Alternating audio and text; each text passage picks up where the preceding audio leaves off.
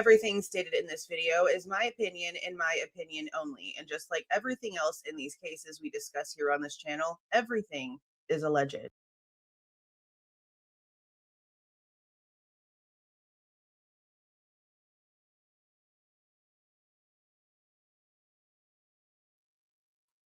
Hey guys, how is everyone doing?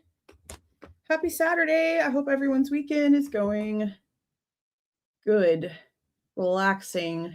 Or if you have to work, I hope everything's going really well with that too. Let's see who's in here for a few minutes. We usually give it about 5 minutes before we get started talking about what we're talking about. We are going to be talking about a couple different things, but really all the same thing at the same time.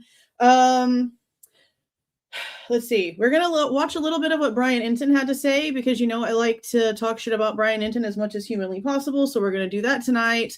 He also has a couple of clips of him actually speaking with Chris Whitcomb.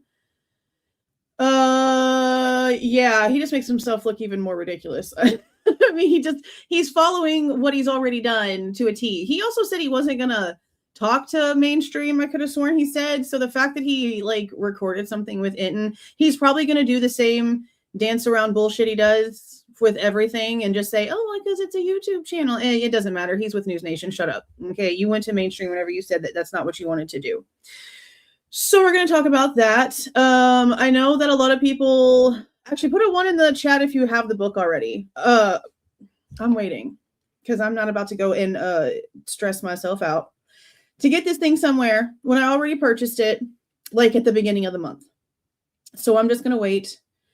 I did not check today to see if Amazon did anything. Nope. It still says arriving Wednesday for me. So even though it's already out and people are buying it,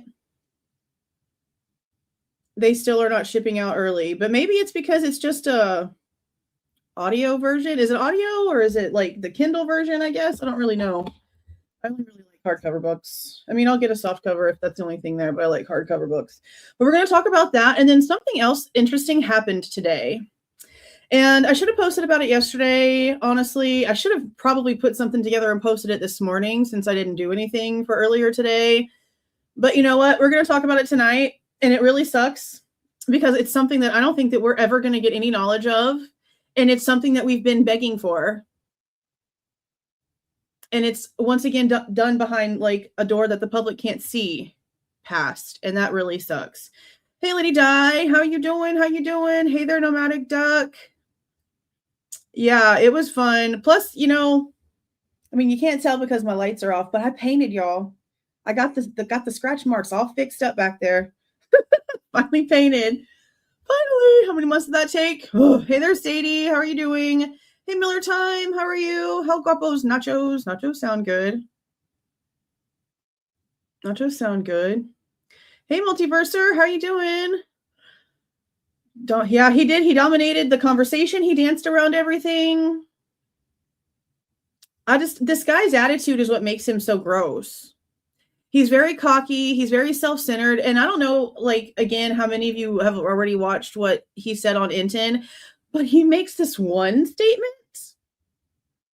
Bro, how dare you even bother to even talk anymore? After acting like that about, wow, we're going to get to it. He says some crazy shit. Yeah, the whole thing about Bill Thompson and the cops did perfect work, and I'm sorry. Not at all. Not at all. Not at all. Hey there, Miss Mojo Rising. How you doing? JLL, how are you? Hey, Dingy90. How are you doing? How you doing? Yeah. Yeah, he also danced around. Like, that was where in Birdie's chat, I feel like, I think that was the first time that he maybe sort of really showed his true colors on stuff. Because he completely deflected and switched around the question. So Birdie basically was asking him questions about the 8-hour delay when it came to Dylan and Bethany based off of the facts he says he has. Like, basically, is there anything in any of the files that you have, any of the evidence that you have seen that can give us answers to the 8-hour delay is how I remember the question going. And instead of saying like, well, I'd rather just leave it to the book, or just saying that he didn't really want to discuss that because he does feel like they were traumatized and they're victims and that's a stance that he's taking. He could have done anything like that and it wouldn't have been a big deal. But instead he went on this like 8-minute rant about how he doesn't want to give his opinion on things. But he wasn't being asked his opinion about the 8-hour delay. He was being asked about if there's anything in what he physically had as evidence that could help us understand it. And he went off about an opinion. He deflects and dances and makes himself sound so self-righteous. It's so gross. Hey there, Andromeda. Artsy gal. How you doing? How you doing? Bree B. Land. How are you? How are you? Hey there, Becca. Hey, Yvonne. Hey, Christina. Jen James Smith. How you doing? Hey there, Maggie. Hey, Sharon. Hey, M. Catherine. How are you? I did MDP. I appreciate that. Thank you so much. Hope you get some good sleep. I'll be live early tomorrow. We're going to go over the interview from the double interview that Connor put out, because we didn't get to listen to that one yet. I was going to separate them. And Connor did tell me, like, he did end up emailing me and telling me, like, who was whose so that I could, like, separate them out if I wanted to. So I'm listening to it earlier to, like, get the pencil out. You're welcome. Oh my God, there's a lot. And I realized not only are they in the same room, which we already knew, which is the main reason why I wanted to keep them together, to prove, what are you doing? Like, why are you interviewing these guys in the exact same room? That's weird. They shouldn't be in the same room. That's weird. But then he decides to interview the guy who wasn't in the same chapter as Ethan first, which I find strange. But maybe it's because he doesn't want him. I don't know. I was thinking maybe it's because he doesn't want the non-chapter guy to hear the chapter guy's answers. But to me, you'd think that he would.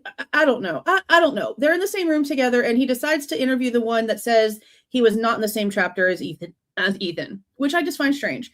So we're going to go over those tomorrow, probably early, because we are, regardless of what else is happening, because I do know that Truth and Transparency is supposed to have Chris on with her tomorrow. I'm doing my Gypsy Rose thing. I've already put it off one weekend because there was already a lot of stuff going on. And I feel like I got to keep to that at least every other weekend. If there is something going on, every weekend, if it's slow. Because Gypsy Rose needs to just go the hell away. Okay. So we're doing our Gypsy Rose thing tomorrow, and it's like at 5 something. I don't remember the exact time. So we're going to do an earlier one. It's either going to be at 11:45 or 1:45 tomorrow morning to go over the boys' interviews. And I'll figure that out when I get off the live, because I'll schedule it tonight. And I pretty much know what we're going to be doing the rest of the week coming up, besides the book stuff. But the book's going to take over a lot. But we do have our members only live on Monday. So I guess we get a little bit of relaxation before the book really starts doing a lot of crazy stuff. Because there's already a lot of crazy stuff, crazy talk happening. So I can only imagine the rest of it. Hey there, Talis. How are you doing? The rumor of what? Something he says in the book. Hey there, Kirsty. How y'all doing? There should be like a little button thingy somewhere. Don't feel like you have to do like any of that. I really just appreciate you guys being in here. Y'all could be anywhere else on a Saturday night. Holy God. Y'all could be literally anywhere. Yeah, we're going to listen to some of it because that's the reason. Like, for him to say that the Kohberger's car being the car on the 11-12 cams is like actual factual evidence. It's not, though. Like, if you have read the documentation and you've gone in and you've seen the charts that they were using, how literally a Hyundai was not on anything that they were looking at, literally at all, that it didn't change to that till days and days and days and days later. And then the year didn't even match everything correctly. Like, they didn't know what the hell they were doing. There's no proof that that vehicle is Bryan Kohberger's vehicle. I mean, to me, technically, he's just the only unknown DNA that was so minuscule in that house that they could actually maybe trace to something, if it's as innocent as that. Because look how many other unknown DNAs were in that house. And if they want to be so serious, any other unknown DNA in that common room, since there's so much of the rest of the victim's blood besides Xana's, which is something else separately that we need to talk about, because it's not Xana's blood on that damn table. I don't know why he keeps on talking about that after he's already seen that we know better. He really thinks we're stupid. Like, I think that's the reason why I don't like him so much, is because he really thinks that we're dumb. He thinks you're stupid. He thinks we're dumb. It's all on YouTube. You just don't know what you're looking at. Well, you're giving us false information because Paula Sutton already amended that report, and you're using some old ass information because you think we're too stupid to know that the amended piece was already out here. So it's fine if he can produce things that prove that he has other things, but whenever you're writing a book and putting false information in there about physical evidence, and it can be easily debunked by going to very public records that are posted on the Idaho State website, still to this day, that you can go and grab for free. Like, you really wasted a lot of your publishers' like money writing about a bunch of shit that's not true. And see, a lot of people were saying that, oh, well, the publishing company isn't going to take a big risk on someone that they don't like double check and like make sure that all the sources are accurate and blah, blah, blah, whatever. So you're telling me that they didn't bother to pull the forensic reports to prove that the Xana thing about the blood on the side of the table is not right? You're telling me that? It's public information available for free that anybody could find if they were really trying to debunk and double check things with actual sources. So there's that. I think he just thinks we're stupid. And I think that's why I am like so strongly aggravated. But again, I've also proven the fact that he can have some stance, a lot of stance when it comes to there being hair in Ethan's hand. Like, I, again, put that on Facebook. Everybody started dragging me through the mud for it because I was able to produce documents that are very publicly available for free again. And I think that's why I just don't like him. Because he thinks we're stupid. And I be damned if some ugly, wrinkly ass old man with a perverted ass brain is going to come out here and try to act like just because he was handed some bullshit a couple months ago that I'm some dumbass. That's just not going to happen. Okay? That's just not going to happen. Thank you for being here for 2 months, Dingy. I appreciate that. Thank you. Voice Unshaken for a year. Thank you for being here for so long. Oh, thank you for the gift of memberships, Miller Time. Congratulations to those who got those. Don't forget, we do have, again, our members only live tomorrow where we do a giveaway. Speaking of giveaway. Okay. I still have not sent that damn James Patterson book. It's over there because we did not finish going through it yet. And y'all know that I gave it away. She's still waiting. I don't want to give it. I don't want to send it to her without like the whole thing noted, because that was what the whole thing is, that it's like my notes and stuff on the book. So I'm going to get that done eventually, but I will also do a giveaway for this poo book too. Okay. I'm going to do the same thing when I get it. I'm going to do it one chapter at a time so I don't like jump ahead. So when it gets here, I'm instantly going to read all of chapter 1 and we will go live to talk about all of chapter 1. The next day we'll do chapter 2 and we're going to do it in chapters every night on a live, talking about the highlights, talking about what's going on with it until we're done with it.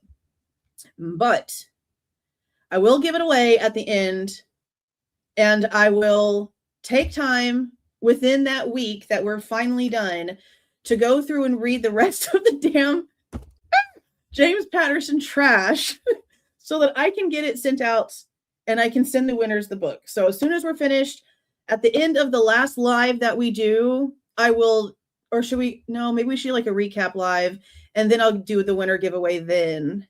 That's what we'll do. We'll go through it one chapter a day. As soon as I have the book, I'll start scheduling them out. It'll be the same time every single day consecutively so we don't skip anything. And then we'll do a recap live, and that's the live that I'll give the book away because it'll already be highlighted and done. I think that'll work.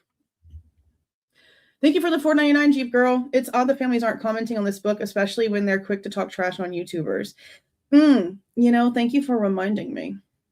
I can go in incognito mode on Le Google and see like the first 2 or 3 posts on the Goncalves' Facebook page, because you know they finally blocked me after I told them to. I had to tell them to block me. Damn it. And they finally did. So now I can go on incognito mode and I can see like the very beginning of it. I haven't checked to see if they have. I know that their K-bar tattooed freaking weirdo straw-headed ass damn attorney over there on TikTok has been talking all kinds of shit about this thing from like the second that it came out.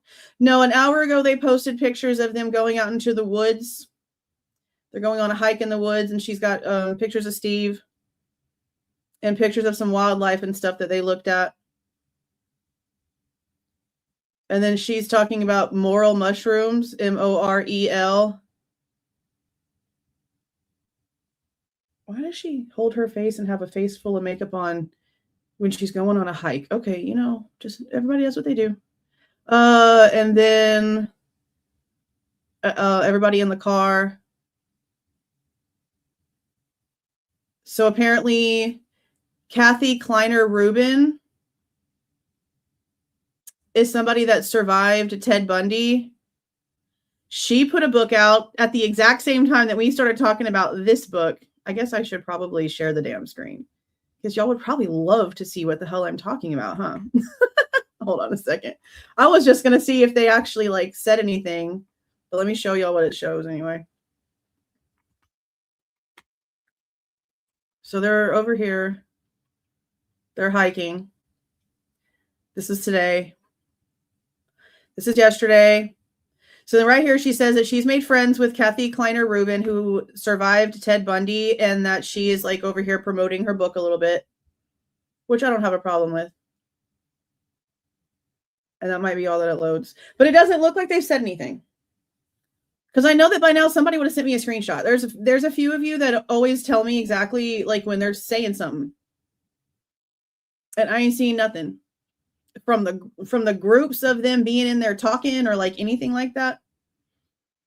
So yeah, it is really interesting that they're not saying anything, isn't it? I find it odd that they're not saying anything, especially since in this little clip with Brian Entin asks him if he spoke to any of the families, and he says no. He says no. Which I kind of figured he wouldn't have. What I would like to know is how he got Brian's mom's FBI interview.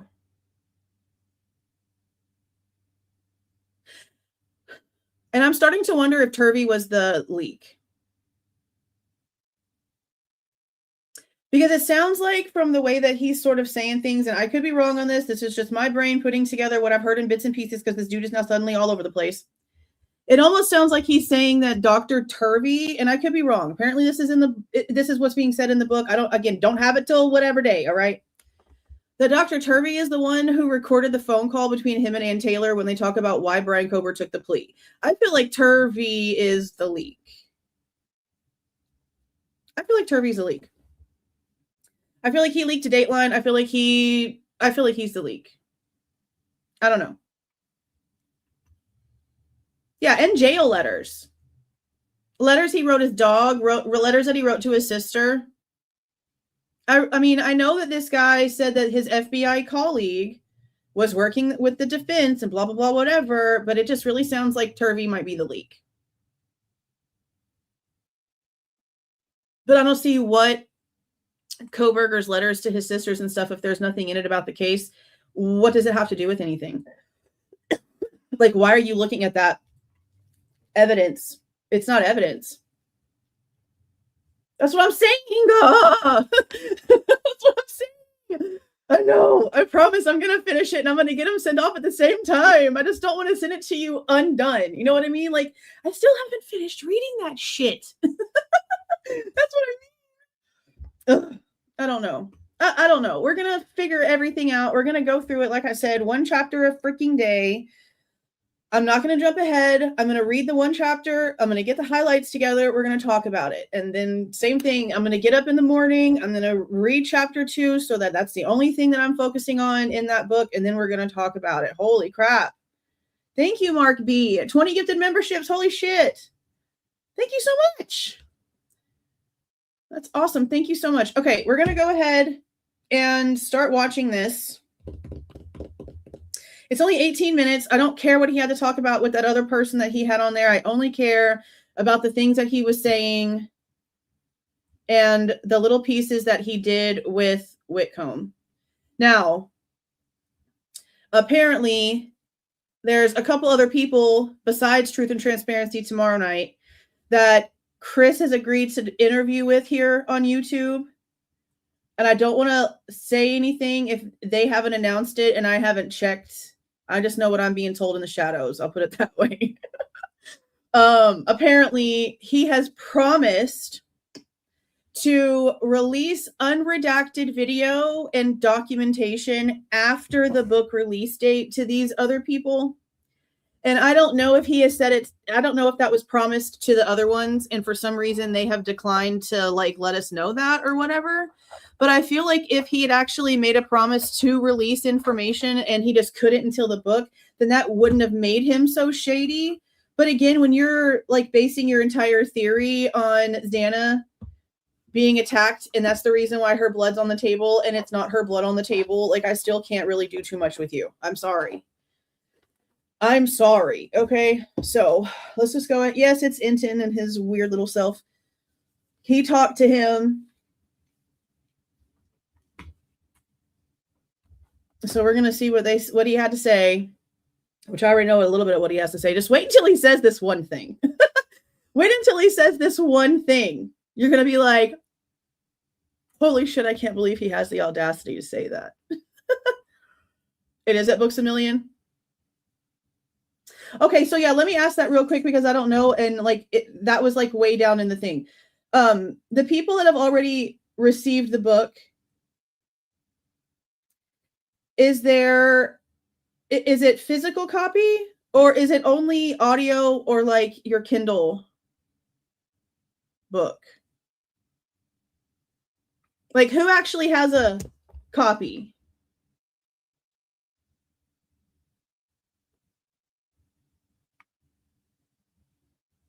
You have the physical book. Okay. All three. Jesus. Yeah, I ordered it on April 2nd or maybe April 4th. It was something like that.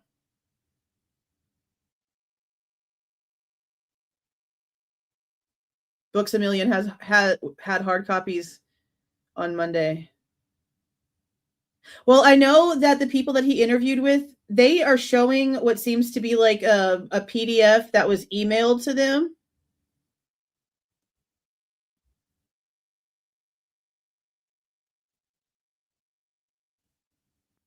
People have, okay, so all of them. Now, I know that somebody's audio version came with that chapter 9 download. So the people that have, because I don't know, and he didn't really address it. Well, I guess he did address it because he was asked who Erica was, and I mean his response was horrible. His response is okay.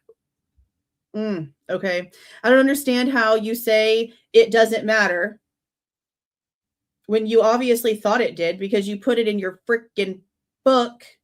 And then you say shit like you're never going to be able to track her down anyway. What?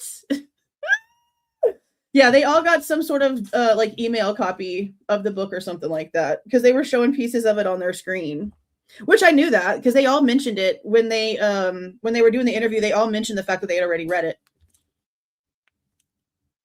They put 2 up for you. There's a bunch. There's a whole bunch.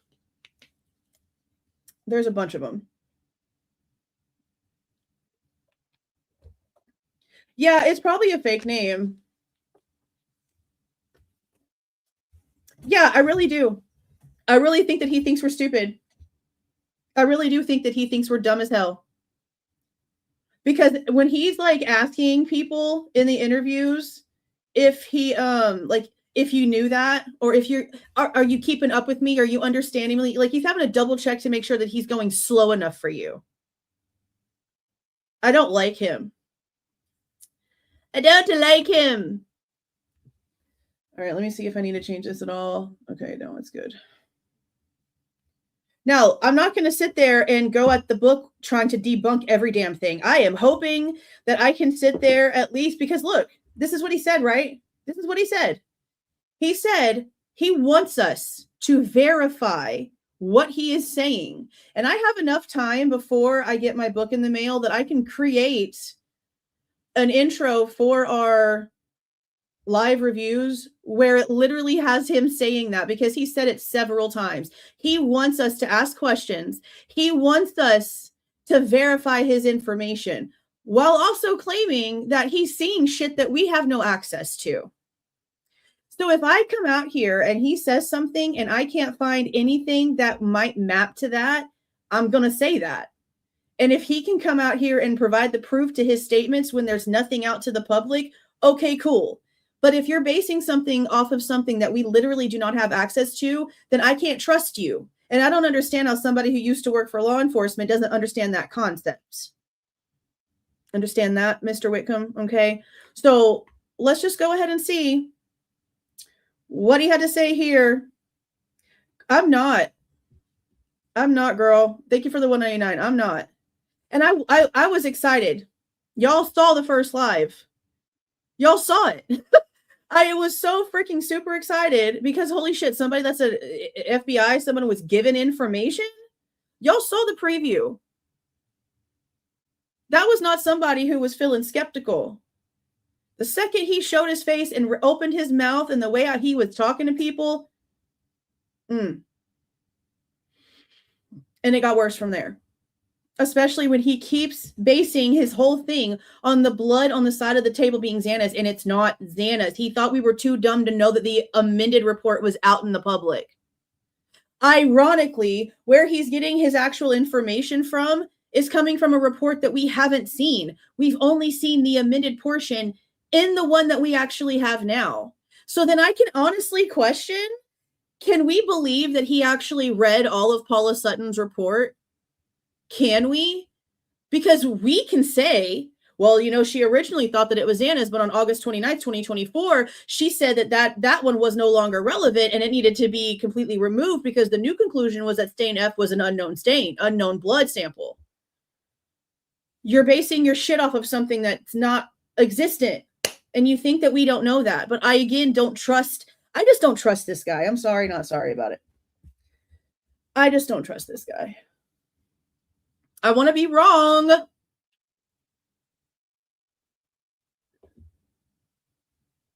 I want to be wrong, but we'll see what the book says.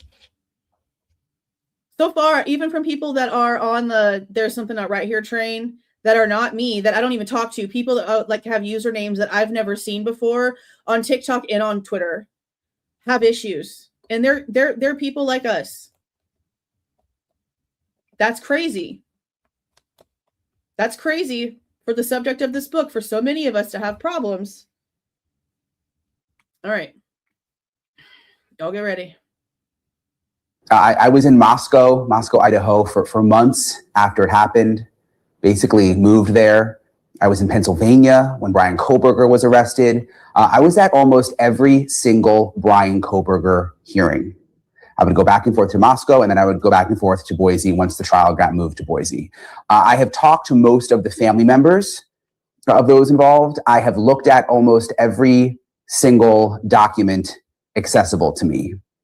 So I feel like I have a real grasp on all of that. The case and sort of the dynamics surrounding the case. And Bryan Kohberger pled guilty to murder. He is the murderer. He admitted guilt. When he took the guilty plea, and he will spend the rest of his life behind bars. How come they never really sit down and talk about like the statistics to that kind of thing? Like, has he ever sat down and talked about the statistics to that kind of thing? And I know that a lot of people are going to be like, yeah, but this is a capital quadruple homicide situation. Yeah, that means it's severely serious. Severely serious. It's not like a burglary charge by its little own self. It's severely serious. Now, what he says about what Ann Taylor apparently said about the plea deal is what's really crazy. And I guess I'll just say it. I don't have anything to like show you because it's not even important. But I'll say this before we actually continue on. How many of y'all knew that Ann Taylor and Eliza Massoth were going to be talking about the Kohberger case in front of an audience today? Put a 1 in the chat if you knew that.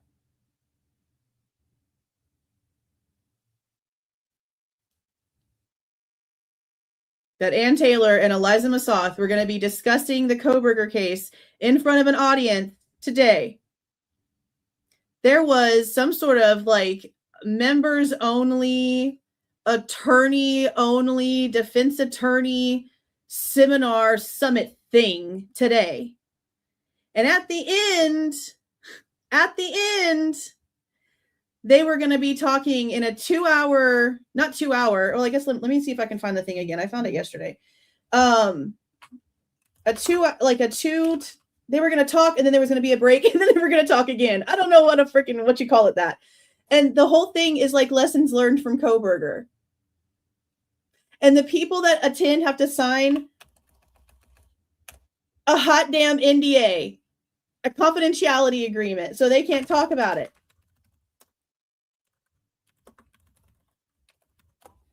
Yeah. I can't remember who I saw it on. I want to say Indie Zone. That'll probably be easier for me to find. I want to say I saw it on Kathy Indie Zone's tab yesterday, like her community tab yesterday.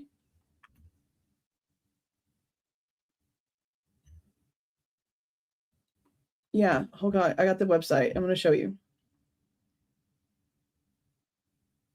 It took place in Sun Valley, Idaho. They basically gave all these people the answers that we've been freaking asking for and are choosing to do it behind a closed-ass door. Y'all see that? Lessons learned from Kohberger, Ann Taylor, and Eliza Massoth from 10:15 to 11:30, and then a break, and then 11:15 to 1. 11:45 to 1. You have to be a paid member or a defense attorney that is currently licensed, and you have to sign a confidentiality agreement. Look, confidentiality, whatever the frick you call it, pledge.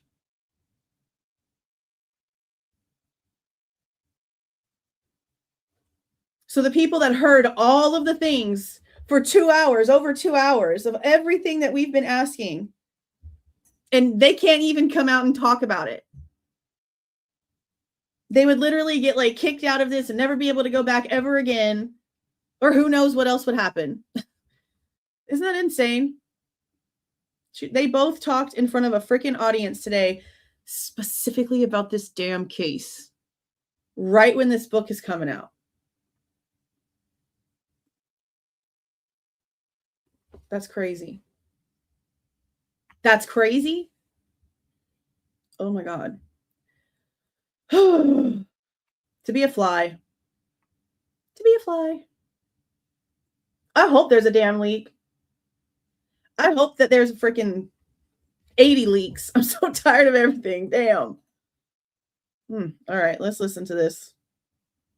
No chance of parole. That's just fact.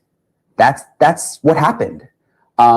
And before his guilty plea, if you go back and if you watched me on News Nation, I was very, very careful to say alleged killer Bryan Kohberger, because that is my job, to try and be as fair as I can. And I would say alleged killer, suspect.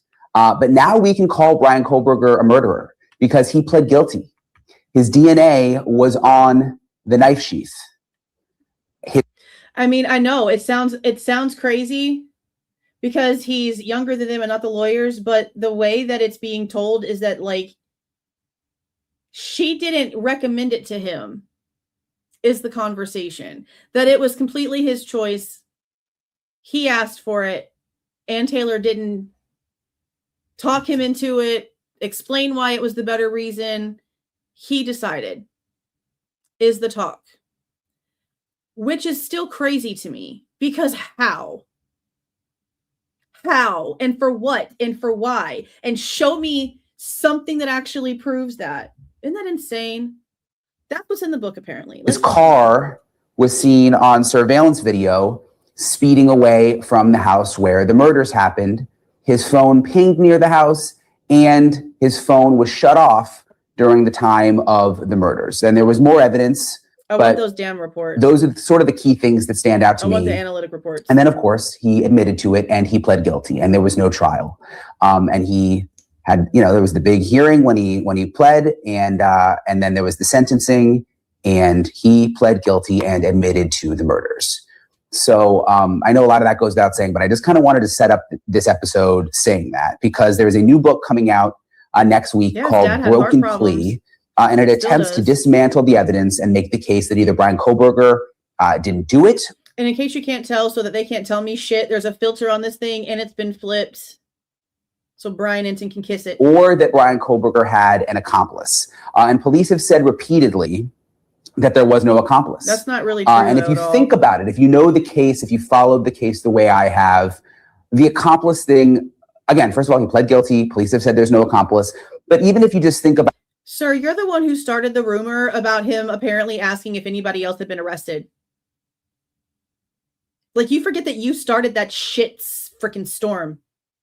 So how dare you now, at the end of everything, sit here and clutch your damn pearls, sir? That's so hypocritical. And if you think about it, if you know the case, if you followed the case the way I have, the accomplice thing, again, first of all, he pled guilty. Police have said there's no accomplice.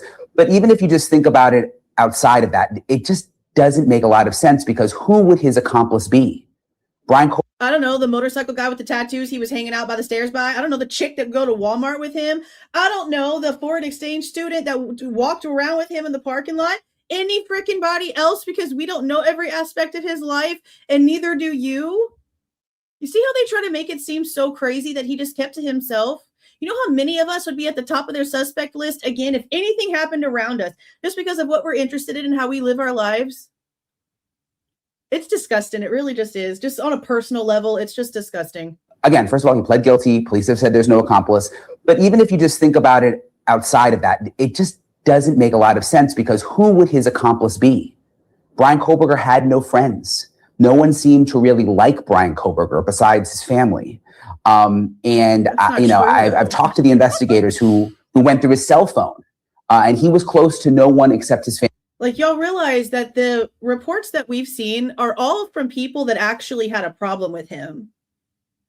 They haven't gone out and actually talked to the girl that he was actually friends with, or anyone. They haven't went and actually talked to anybody that was actually real friends with him. They're only going and interviewing people that had problems, people that filed reports for things. At least that's the only ones that we've seen. We don't really know what the frick the FBI did. I don't know if we're ever going to see what the FBI did. Family. He basically texted no one except his family. He was close to his family, and he was close to his dog. So the idea of some secret accomplice, someone that he was close to enough and communicating enough. Again? I had no idea, honestly. That's, I don't know how many times. How many times has it happened already? Like 5? I think that's like the most in any presidency in my entire freaking days. That's insane. I had no clue. Except his family. He was close to his family, and he was close to his dog. So the idea of some secret accomplice, someone that he was close to enough and communicating enough with, that they would be able to work together on these murders, it just doesn't make sense to me. And again, police have repeatedly said that Kohberger acted alone. I struggled with whether to do an episode on this book, but the fact is, author Christopher Whitcomb, he did get a lot of new information. I've read the book, and there's new stuff in there. The book does give us a glimpse into what Bryan Kohberger's defense would have been if there was a trial, and we didn't get to see that because there wasn't a trial. And Whitcomb did get documents that no one has ever seen. Okay, there's letters from Kohberger to his parents. See, having like jail letters is not the same as having like documentation. I just really hope that he provides what he's apparently telling other people that he's going to provide. From jail, those have never been publicly accessible. I don't know how he got those. There's FBI interviews with Kohberger's mom. I've never been able to see those transcripts until I read the book. The author even claims to have a recording of Kohberger's lawyer, Ann Taylor, talking about why they decided to take the plea. And he, there's even like quotes in there summarizing what Ann Taylor said, which is, all of that is new. Those are things that I didn't know about. So there is new information. And just like I've covered every other. See, like stuff like that, like we can't argue it, honestly. Because we don't have it. There's not going to be anything that we can dig up as a receipt for what he's claiming is in transcripts and stuff like that. So that's just going to be like information. Detail of this case. I am going to cover this too. And I also spoke with the author, Whitcomb, and you're going to hear part of that interview in I really struggled to even do a video. I didn't know if I was going to do a video. Oh, but by the way, I interviewed him. That's just as ridiculous as him being asked who Erica was and him saying that he really struggled to put it in there and then said that it wouldn't matter because he wouldn't be able to track her down anyway. You didn't struggle about shit. You put some drama in there, some juice in there because you want to sell your stupid book. Rude as hell.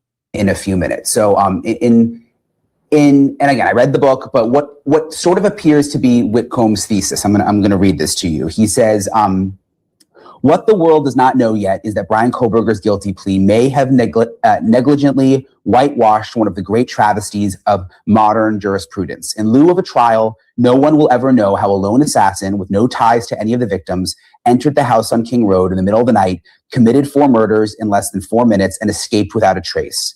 What were his motives? Who was his target? Why did he not kill 2 witnesses who waited 8 hours before calling police? In order to answer these questions and truly accept Kohberger's plea, we must go back to that awful night in Moscow and re-examine the case for ourselves. Yes, justice remains the realm of lawyers and courts, but we are now all a jury of Kohberger's peers. The fact that this dude is claiming to like read and know shit, and he himself is still sitting here not questioning stuff, tells you how much he doesn't actually pay attention. Because I'm sorry, how are you not seeing the transfers that are not happening that should be happening in multiple ways? Like, how are you not seeing all of this?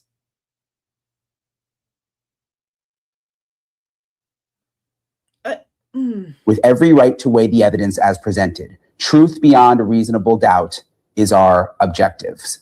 What seems to be one of Whitcomb's biggest points is he has questions about the knife sheath that was found at the murder scene. And remember, the sheath had DNA on it that connected back to Bryan Kohberger. Remember, they did the genetic genealogy and the DNA connected back to Kohberger. That is just a fact. But Whitcomb questions whether there was a chain of custody issue with the knife sheath, whether police didn't properly document who was handling the knife sheath. There's like a whole little grid where they're supposed to write the name and the date and anyone who was handling the knife sheath. And this is what Whitcomb says about that. Now, I will say this. Just because he is claiming to have seen whatever he thinks he's seen does not mean he was given to it in evidence, and I'll explain it like this. Not only did we FOIA MPD, at least for the chain of custody information, and yes, that's exactly how it was worded, and they gave us 3 photos and 2 email threads that literally had like nothing really of importance at all on there.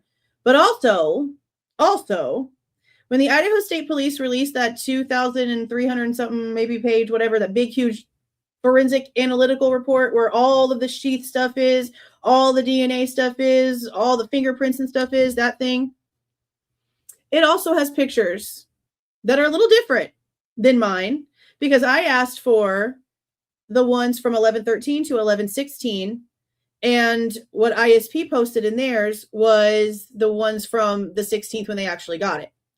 So can he produce pictures that are not the ones that are public, that are not the ones that we produced from Moscow, and not the ones on the Idaho State Police website that are free to access to the public? Can he? Because if he can't, then I don't know. Like, I know he's saying that Dr. Turvey apparently like saw this a couple of days before the plea, but when it comes to like what he's claiming, did he actually see it from Turvey, or is he just like hearing what Turvey has to say and he's like using public information that's already out there? Because I don't know what he actually has proof of and what he's using out here information for, like he's already admitted to be doing. Here's the problem. The problem is the knife was placed in a bag. The bag was sealed, initialed underneath the tape, and it went to the crime lab. The crime lab said, we can't process it. There's no chain of custody. And a chain of custody is a cornerstone in the... I also would like to know where the hell it says that. Because we have all of the freaking emails. Okay? We have the emails from the forensic report that came out from the Idaho State Police where they're discussing the knife sheath, with it coming in from the trooper picking it up on the 16th from MPD, meeting the middleman, and then the middleman taking it the rest of the way to Riley Nowlin. They talk about the whole freaking thing. There's nothing, at least that I have come across, and I could be wrong and I could have missed it. I do plan on going back and doing more double checking into that entire document and others. I haven't seen anything in way of what they've released that says that they had issues with the chain of custody when they received the knife sheath.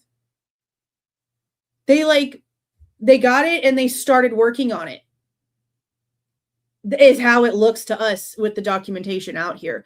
So does he have information that for some reason wasn't added to what was released for some reason? Because it doesn't look like there's a problem on ISP's side, at least when we have what we have here.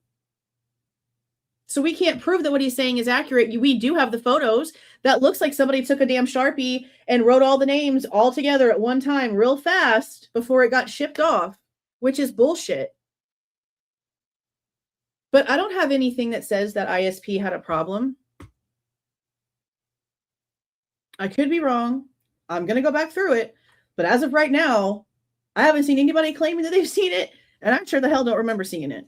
Rules of criminal procedure that document the provenance. In this case, it's particularly important because we're talking about a few cells of human DNA on the knife sheath, and that's the foundation. So then it goes from there to photographs of the bag afterward, days later, where suddenly there's a chain of custody on the bag. Where they have, it says it in the lab report that they said that they had problems with chain of custody. Do you know where that's at? Because just having issues with the way that it's written isn't saying that they had issues with the chain of custody. So do you know what page? Because I'll go pull it up right now. Because I don't remember seeing it. So if you know where it is, I will pull it up right now so that we can go over it.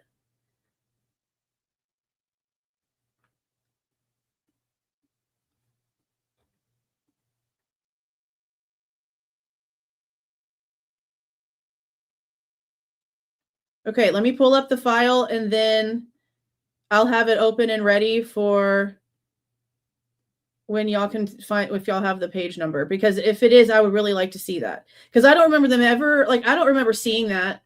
But that'd be really, really great to have that freaking receipt. Because it goes with what we've already seen. We instantly knew that there was a problem with the chain of custody by looking at the damn thing. And at first, I really wondered, and I'm glad that there's actually more clarification, I guess. I really wondered if it was something that they fabricated, because they really weren't keeping track of it. They were kind of just doing whatever they needed to do with it and just kind of whatever. But 3 days is a long time, especially when the whole point of the chain of custody was to find out who actually found it. That was literally the reason, because we've had so many discrepancies, and it went from Brett Payne saying that later he noticed with Blaker, who has the copy and paste probable cause, putting the responsibility on the Idaho State Police, the texts that were there. And then we have Dollinger saying again that it was Payne, and it wasn't Payne. Even Blaker again, when he goes and he picks up the DNA sample to take down to Othram, he even mentions in his report for that the sheath found by the Idaho State Police forensic team. Or he puts it he words it that way. Oh, thank you again for the gifted memberships, Voice Unshaken. 10 gifted memberships. I appreciate that. Thank you, thank you, thank you. Yeah, see, he did have issues with the chain of custody, but I don't know if he had issues with the chain of custody when it comes to the knife sheath itself or the DNA sample. No one ever discussed that. And I don't know, could Judge talk now? Could I email him and be like, hey, Broski, on this date on this document, you wrote in your own handwriting, because of how important you felt that it was, that you had issues with the chain of custody. Do you mind explaining what you meant by that? Maybe he can answer that question. Maybe he can answer that question. I would love to freaking know. I'm going to try.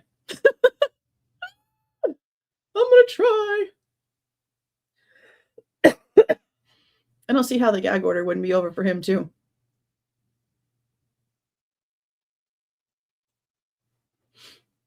But yeah, it definitely is one person grabbing a marker and just doodling it on there real quick.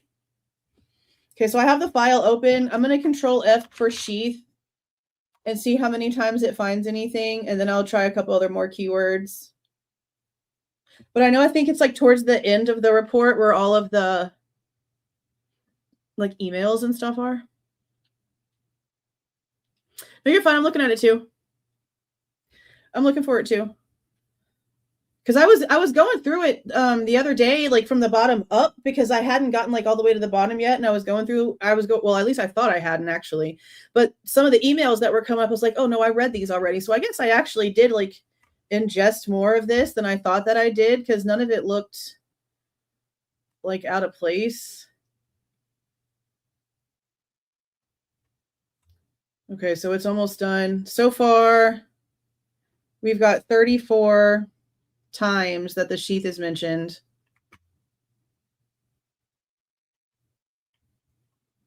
Let me go ahead and move it this way.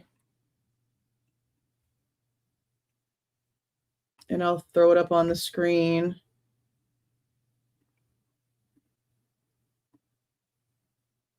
Okay.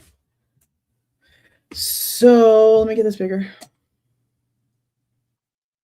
Now, this is only going to pick up stuff that's actually in text. If it's something that is like a photocopy of something, obviously it's not going to pick it up. Oh, thank you for the tin cat lover. I appreciate that. Thank you. No, I don't want to interview Judge. I don't want to interview Judge. Okay, so let's see. We'll see if they can find it. I'll keep this open on this side so I can sort of see it. Okay, so this is the entire file. This is 2,356 pages from the forensic labs. Okay. It says it mentions the word sheath 34 times. And this is we're going from the bottom up because this is the emails. These are the emails about the knife sheath being found on scene, then being told that the sheath is on its way. Okay. This is Riley Nowlin on November 16th, 2022 at 10:12 in the morning, their times. It says, I was just informed a trooper will be delivering a knife sheath from the scene today. They are requesting DNA, latents, and if we see any trace to preserve that, and notify Matthew so he can arrange trace analysis. They do not have a suspect and are requesting this to be rushed to try to develop any possible leads. They have been made aware we will need reference samples and major case prints from all 4 victims. They also indicated it appears one of the victims fought back, and they have requested fingernail samples from her be collected at autopsy. I believe the autopsies are happening today or tomorrow, and my guess would be they will happen in Spokane, but I do not have confirmation on that. And I believe it was the 17th. That's the date for the autopsies. So then it says from Catherine Dace. Now, Catherine Dace, we're going to do a video on her. Information in here, because I think I saw where a second submission might have been when I was going through this, but I want to check. I want to make sure before we just like straight up talk about it. But her name is definitely what I'm looking at to try to like figure out stuff from whenever I was going through it the other day. Okay. So this is asking, has anyone triaged this? Someone from the lab should ensure there isn't additional evidence to submit. I'm not sure who the person of contact would be, but in general, ISP investigations need guidance with DNA submissions. Meaning it can't just willy-nilly be submitted, I guess, that there's like a certain way that things are done. Okay. So then, Now, see, this also confused me right here because this is going to say that they do now have a suspect when the previous email a few minutes ago just said that they do not have a suspect. Okay. I don't know. So then Riley Nowlin responds to Catherine and says, as of right now, the sheath is their only item of evidence. They have no other evidence, is what we are being told. She just reiterated the same thing. We have had some recent developments in the last few minutes. So this email is at 11:32, and the original one was at, what was it? 10:12. So a little over an hour later. These are now the updates. So I guess it can technically go from not having a suspect to now having a suspect in the next few minutes, because maybe she didn't know about the update the first time she was writing the email. As of right now, the knife sheath is their only evidence, blah, blah, blah. Okay, here's the updates in the last few minutes. We are rolling a crime scene team up there right now, probably Jenny, Carrie, Tara, Haley, and Wyatt, if they are all available, and possibly Anne. Not Ann Taylor. This would be somebody that works for the lab. This is Moscow PD's case. ISP is assisting, but Moscow is lead. Bill Thompson at the prosecutor's office is involved and will be the person of contact for PTC. And then it has Bill Thompson's email and then the Latesville County people and the number. The autopsies are occurring today on the 16th in Spokane. Are we sure? That might be right. Why do I feel like it was the 17th? I'll double check. Okay. Matthew is going to call their office to let them know what we need specifically for major case prints and that we need DNA references. They do now have a suspect and it's blanked out. Well, if this was Kohberger, it wouldn't be blanked out, but that's a hella ass, long ass name for Jack Ducour. So maybe it's Jack Ducour and like his date of birth, because we know for a fact Jack Ducour's name is number one suspect. They've already released the documentation. We did a whole video about it showing all of the damn receipts, all the documents that show it. And for all of the rest of the documents in this, when it comes to that cover sheet and it has the suspect and it starts showing Bryan Kohberger's name, it stays on number 2 because number 1 stays on there redacted, because Jack Ducour was never removed as suspect number 1. They didn't even have his prints until the summer right before the plea, which is still just so freaking crazy. So freaking crazy. They are following him to get a surreptitious, I can never say like the P and the T together. It's like a thing. DNA sample. He does have blank. I don't have a name to check. He does have what? What? Does he have a criminal history? Is it not Jack Ducour? Like, why would you be blocking this out?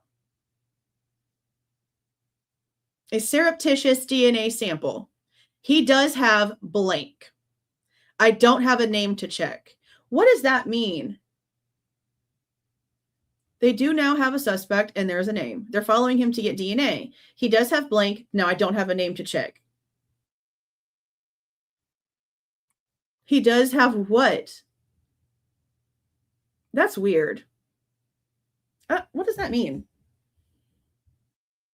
I don't know. Okay. We expect the references and major case prints along with one of the victim's fingernail clippings, scrapings. I don't know what they will collect to be submitted tomorrow.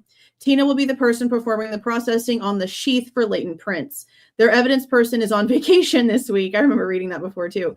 Mariah, who is filling in, has been in contact with Karen, Shannon, Mickey, and Jade. She is trying her best, but there could be some things not quite right on pre-log that we will do our best to work out.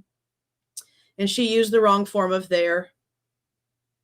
There could be something. She used the wrong form of there. That's crazy. Okay. So then it right here, that one was at 11:32, and then at 1:19, it says a D3 District 3 trooper with ISP just called and said the District 2 trooper just handed the knife sheath off to him. He may not be here until 5 p.m. I will stay to get it checked. And see, that means there is a middleman. I'm pretty sure we've seen this name before because we went over the entire timeline for the chain of custody, and I remember seeing the report. We have the video on it already. His name wasn't important, so I don't remember it. It's not sticking to my brain, but it's in there. So then at 1:28, Rylene says, it is not expected that we start this tonight, first thing in the morning. is fine. And that was just a few minutes after saying that it was going to be on its way. Now, at 3:59 and 7 seconds, the sheath is here. Riley Nowlin sends the email out saying that the sheath is there, and that's it for the emails.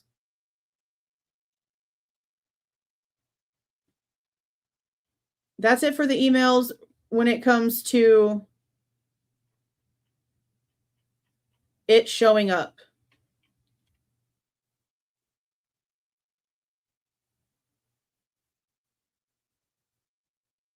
Have they come in here and put the page number for what they were talking about of us having information about that yet? I don't see it.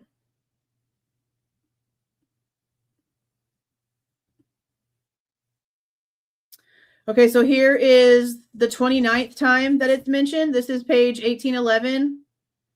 And the last one was down here on page 1849 when it says that it's there.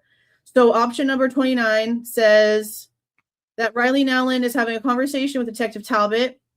Ask about backpack and beer cans submitted for bio.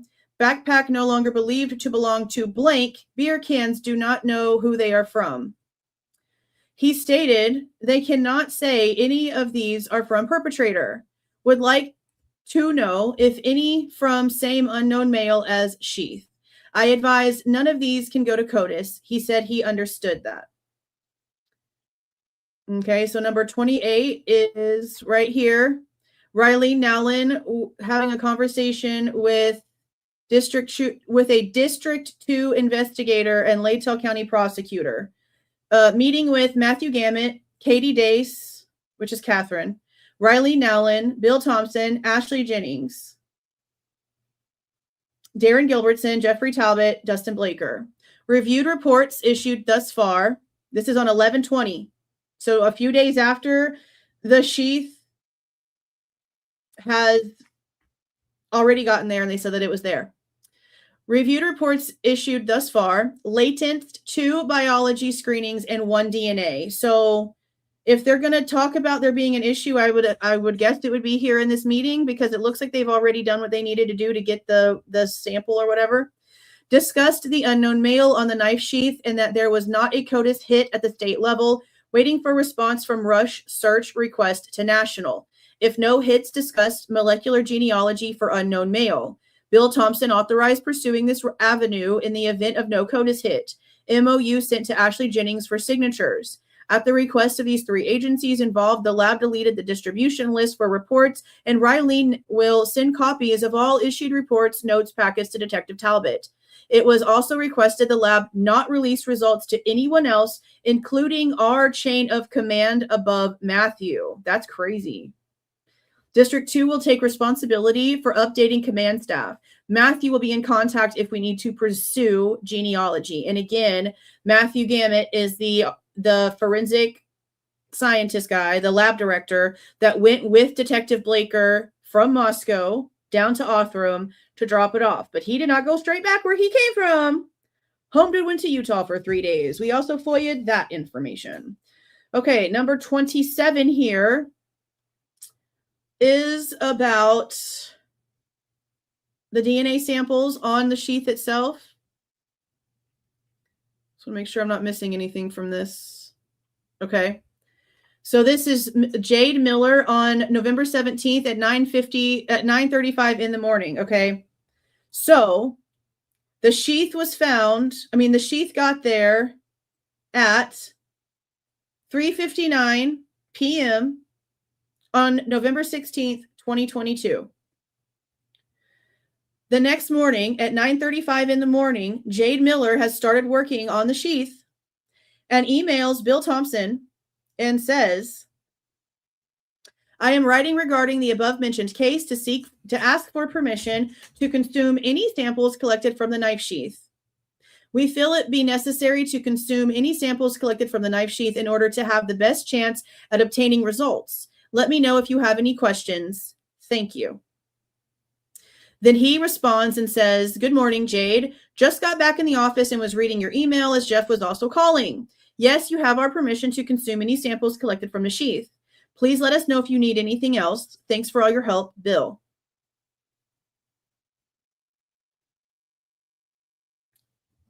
They're already talking about consuming everything that they need. And they're not discussing anything about there being custody issues. You know what I mean? Like, I feel like it should have been talked about here, and it's not. Instead, she's like, we need to consume everything in order to get the best result. They're not talking about there being a problem.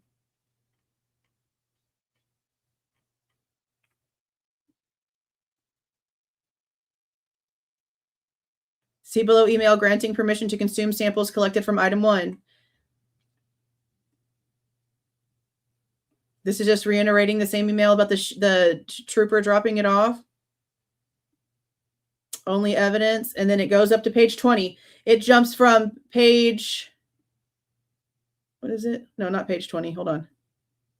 Yeah, it jumps from page 1793 with the email that just we went over. And then it goes to the knife sheath information on page 705. And this is where, well, actually, I'll go ahead and see if I'll just scroll until I find them, and then I'll pull the ones up that we have too. And then we'll get back to Bryan Entin. Maybe it's not right here. Is it going to be up here? I don't remember exactly what page they're on, but there are photos of the way that they got the thing.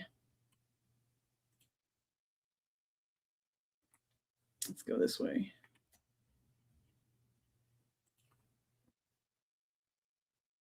Right? No, that's not it. They have photos of the bag. That's the glove. I don't remember what page the pictures are on. I think they might be up further. Because, like, the sheath was the first thing. Okay, so here it is right here. It comes in.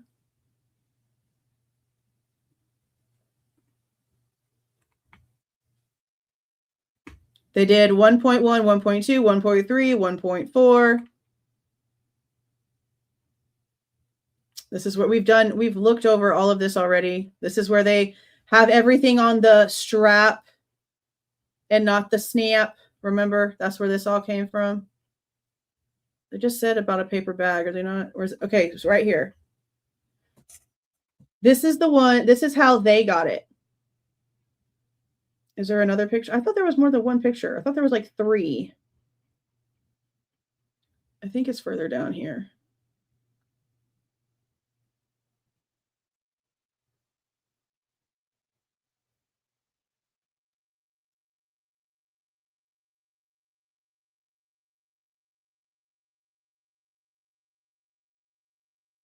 Watch for your eyeballs. I think it's down here where they did the prints. Brown paper bag. So, like, right here, it doesn't say anything. Like, they didn't say anything. I don't know. They never said anything in any of this stuff that we looked at saying that there was issues literally at all with the chain of custody. So, I don't know.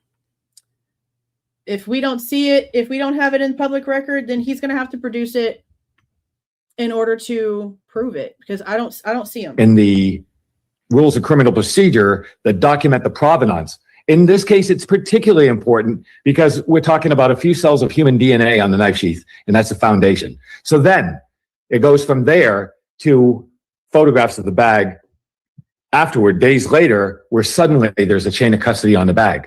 Then the issue becomes, for the defense, the issue becomes that the chain of custody form appears to be written in the same pen, a black felt tip pen, and it appears that all names on that chain of custody were written in the same handwriting. If that's true, the defense at trial would have challenged the admissibility of the sheath because of the chain of custody issues and the discrepancy about where it was found. And if the judge... So right here, I'll show y'all the Google Drive. For anyone who doesn't have access to this, I'll give you that right there. So, knife sheath FOIA. Jeffrey Talbot and Riley Nallin and T. Smaldridge emails that have nothing of importance on it. And then this right here is the one that we paid $200 for. We paid $200 for these. Barcode label from 1113 to 1116, and then it shows the ISP officer picking it up right here. And then there's more information all the way up here from 12/16/22. And then it has this tape back here with dates on it. And then this one. And then the rest of these are emails.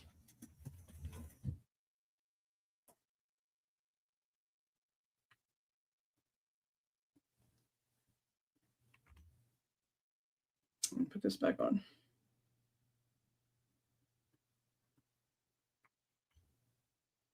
And many, many people in my experience would say the judge would had to have excluded that evidence. If that knife goes away, all the prosecution has is a white car and the cell tower pings. In a death penalty They don't even case, have that. What do you mean? where you have to have proof beyond. But they don't have that. That's literally what Bill Thompson said at the sentencing. Or whichever one it was, where he stood up and he said that they can't really put him there. They know that his phone was in that area, but he could literally be in Pullman and be on that same tower. He also went shopping at the center where all of those stores were all the time, like everybody else did. That was normal for that area. But they cannot put him in that neighborhood. So right there, it's like telling me that you didn't really pay much attention, really, because you also just put in your book that that's not what you saw, right? Like, didn't he say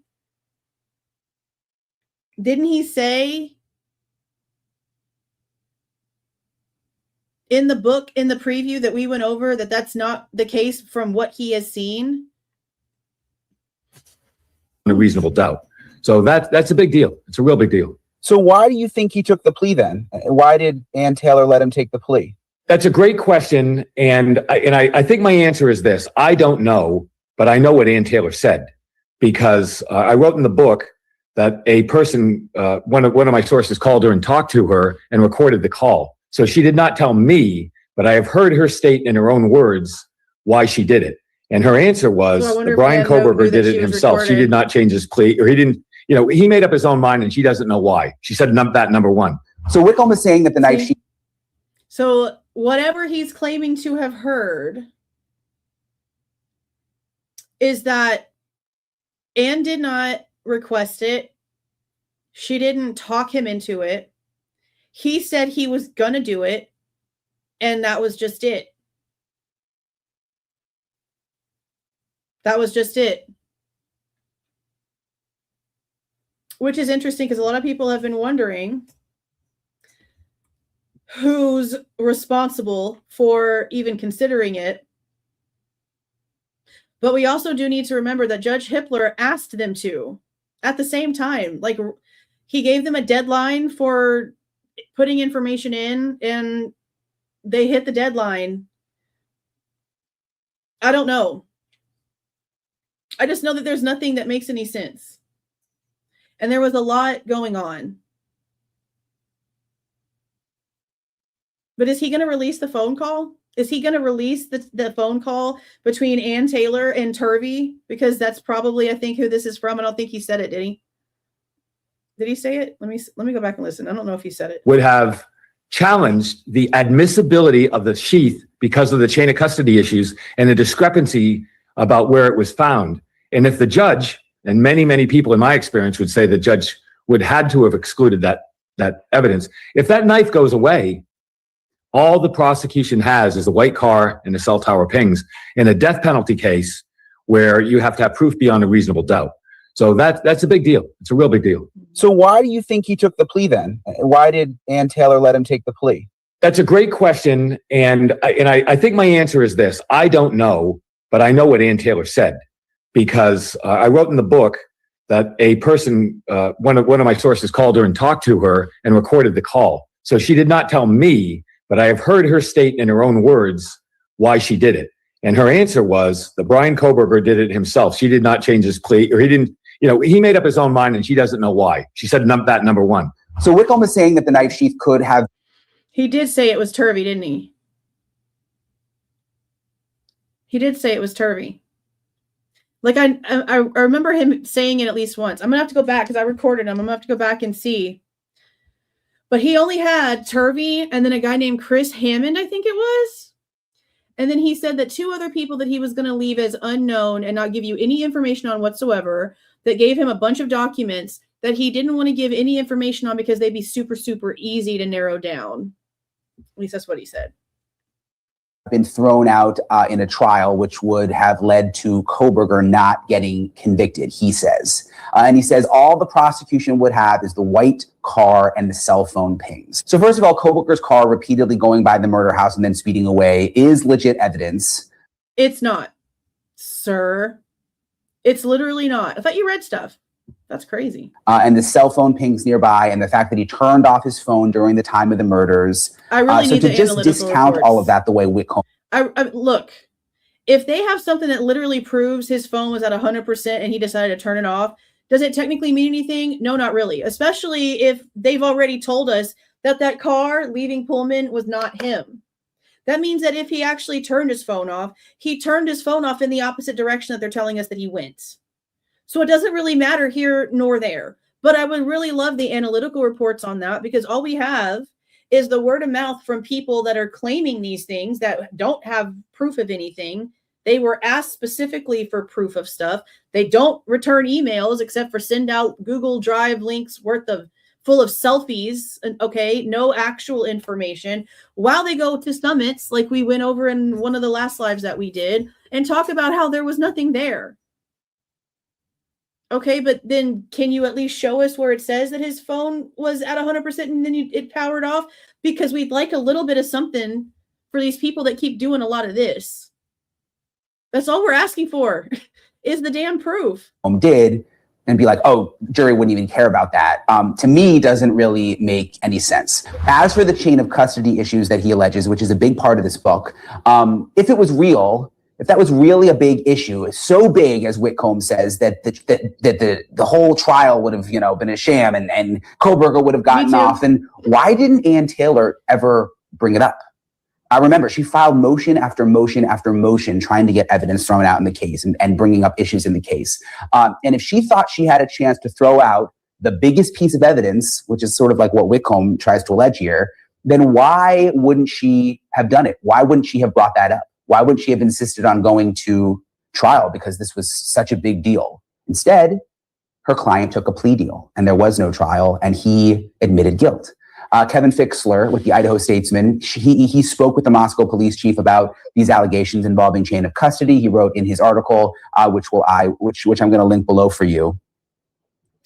He wrote, Moscow Police Chief Anthony Dollinger, a captain in charge of the city department's detectives at the time, said his agency in collaboration. And you know the effed up part about that is that Bryan Entin knows that it does.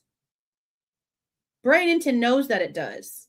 You're telling me that he spent that whole time in Moscow and never took that drive? He knows it does. And we know other mainstream media people have done the drive and admitted that it happens going out that way. YouTubers have done it. People with podcasts have done it. People on TikTok have done it. People that live in that area tell us about it. Entin knows. Yet he still chooses to pretend. That's the problem. He knows. With state police met the legal requirements for processing the King Road crime scene. That included the needed documentation for individual pieces of evidence, such as the knife sheath. He told the Statesman in a phone interview, the local department has not documented evidence chain of custody with handwritten notes in a log for at least a decade, Dollinger said. Instead, Moscow police rely on electronic barcodes and green stickers with evidence numbers, and that system worked in this case, he said. The Idaho State Police did not respond to the Statesman over several days to meet a requested deadline. The main thing is the integrity of the packaging to show clearly that the seal and signature has no cuts, scrapes, or tears, Dollinger said.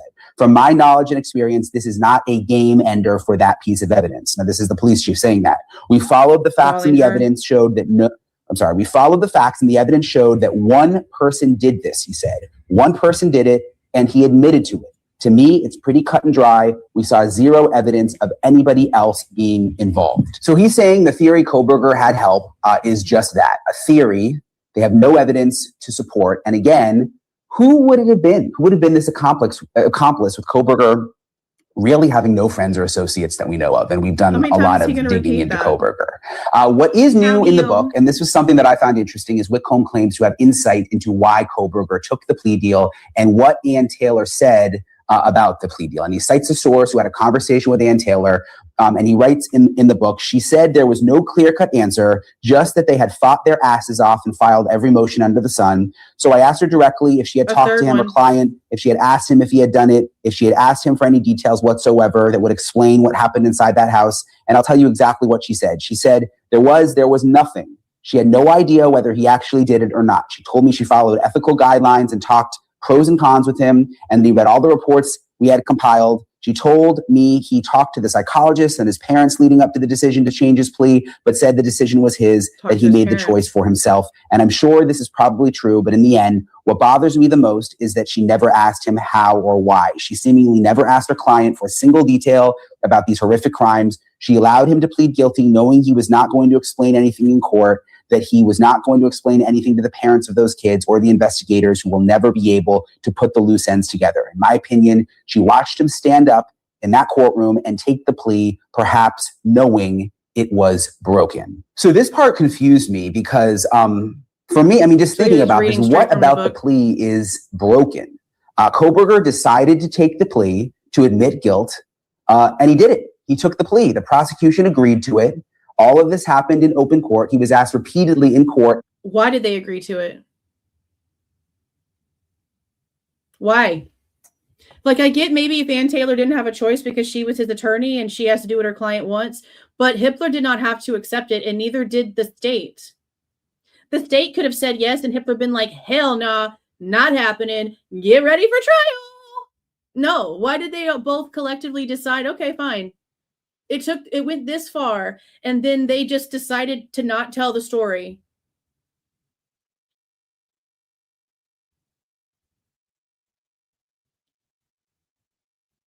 That's crazy. That's crazy. If he wanted to do this, and he said yes. So this whole idea that the plea, it's a broken plea, I have a hard time really understanding. But as I mentioned, there is new information in the book. Mm-hmm. There's letters that Kohberger wrote to his family and also wrote to his dog from jail. That's crazy. In one letter to his dog, and his dog happens to be named Scout, he writes, "Dear Scout, earlier you and I, unbeknownst to you, communicated. I don't even really care what he's saying because I'll have the book. Let me see if there's anywhere else where what's-his-face talks. Oh, yeah, okay. We'll listen to Idiot speak and then we'll get done. Just because I was curious, like, what the families would have thought of this. And he said, essentially, no, that he didn't very there's these people out there that call them pro-burgers. I don't know, they are very, very disrespectful to the families. They don't think Kohberger did it despite him pleading guilty. And I just wonder if a book like this will just sort of rev them up. They contact the families. They don't really leave them alone. Yeah. It just makes me wonder. I tried to be very careful, and I've said many, many times in this book, I'm not disputing the fact that he pled guilty.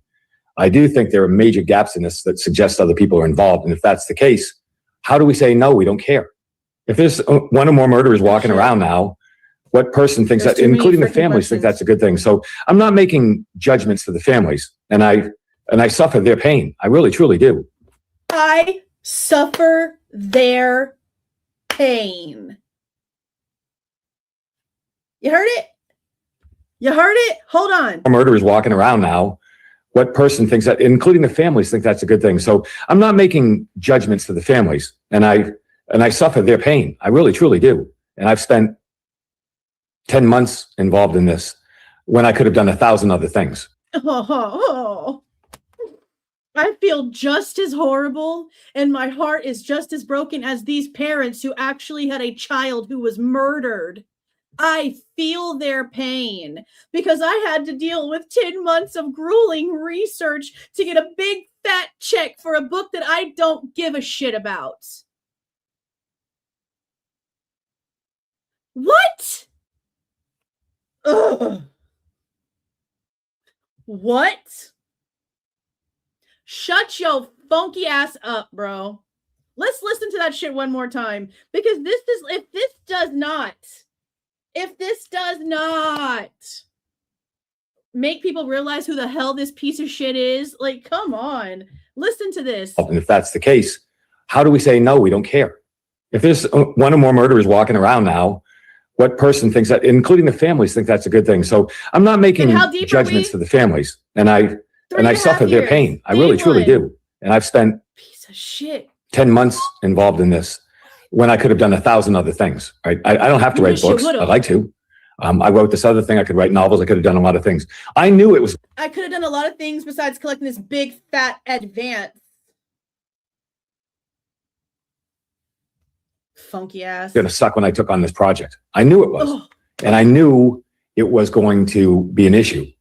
And for better or worse, I made the decision to pursue this story, which ended up being a book. Oh, he's such a piece of shit.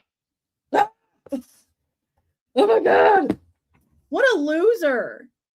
I'm clipping that.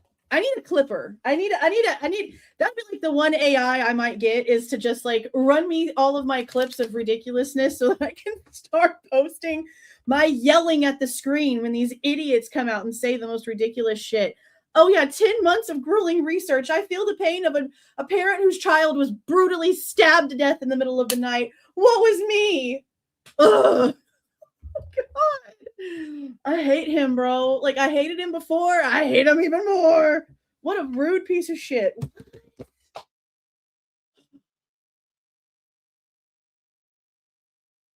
Yeah. Douche. What a douchebag. What a douchebag, bro. Oh my God. Yeah, I don't know. I can't wait for the damn book to finally get here so that we can get to like going through facts finally. That would be beautiful. That would be beautiful. So much inconsistency, so much ridiculousness. Such a weirdo, bro.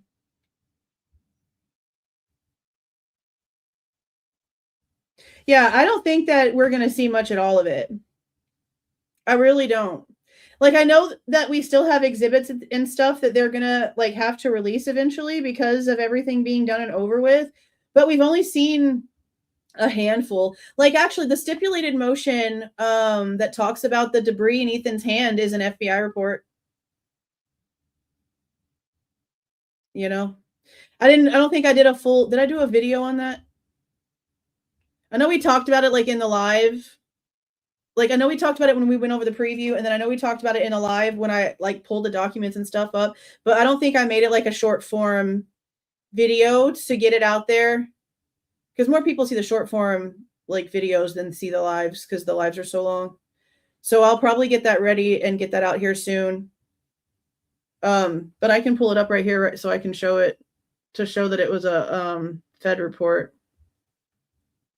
FBI lab report. So like, I know that we're going to get some stuff, but they also didn't really do much of their own like showing of the work. You know what I mean?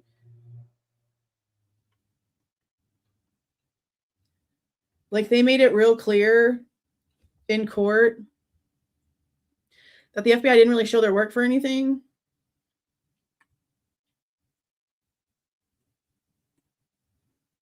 Just going to save this out the way. Okay, and we go this way.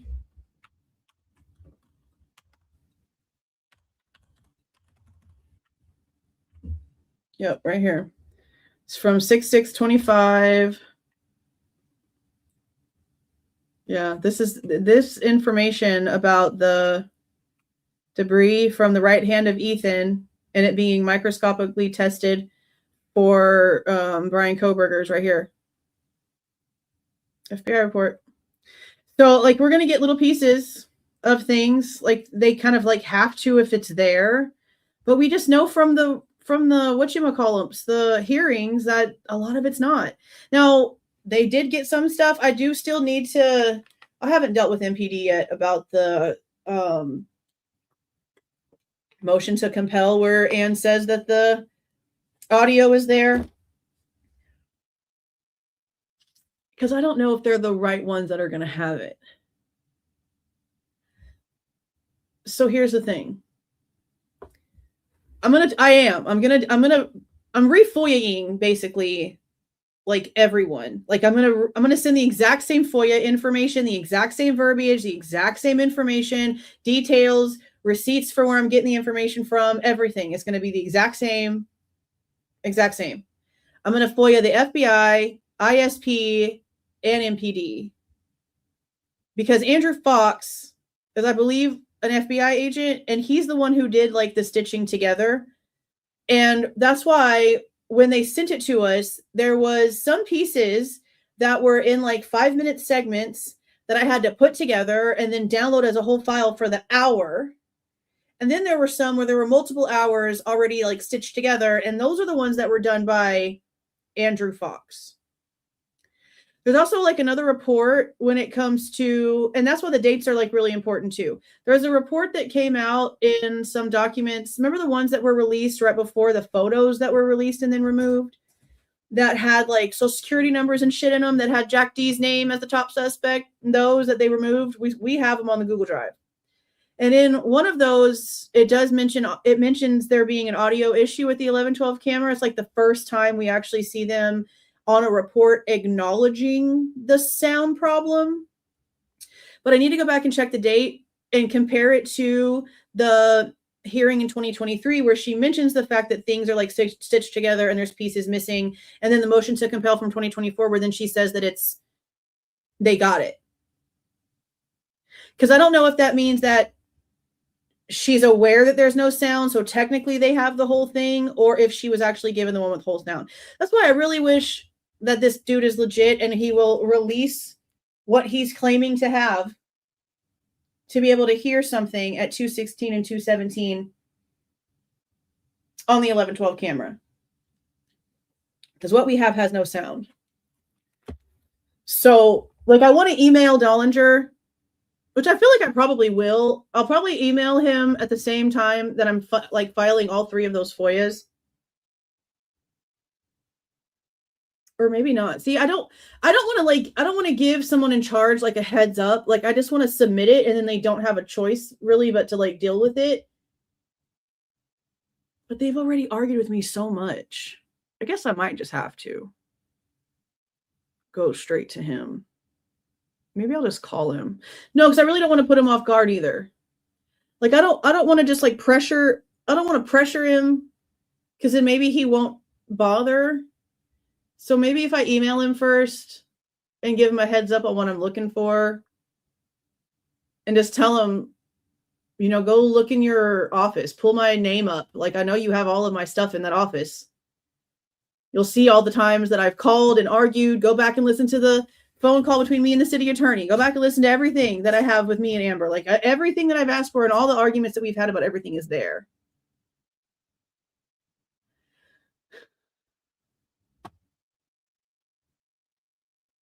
But it would make sense if she really does have audio, if everything that the expert had was given to him.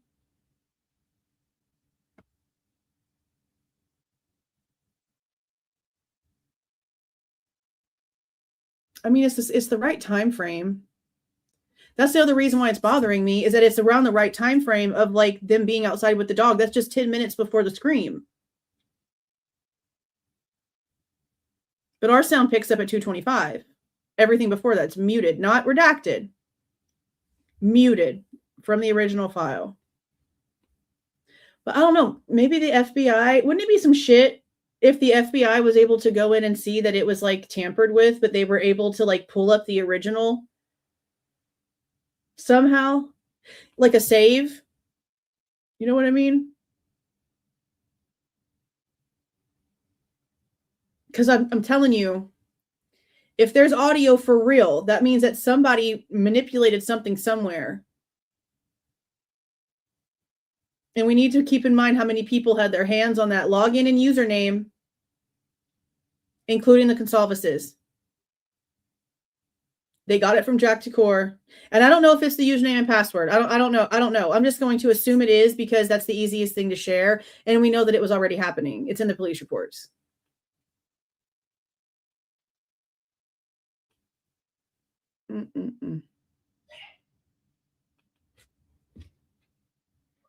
Thank you for the $9.99 sausage biscuits. Oh, that sounds good, actually. A nice little sausage biscuit. It sure does.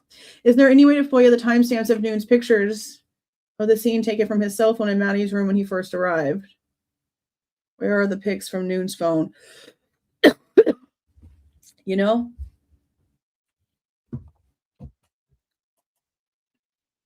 I'll have to go back and look at the cameras.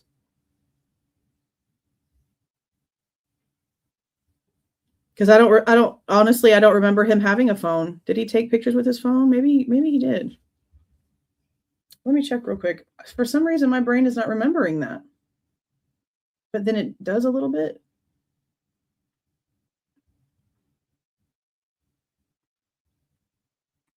Let me do a quick run through on there's a lot of people live about the Trump thing. Let's see. Yeah, you can FOIA the FBI, but they always say no. They always say no.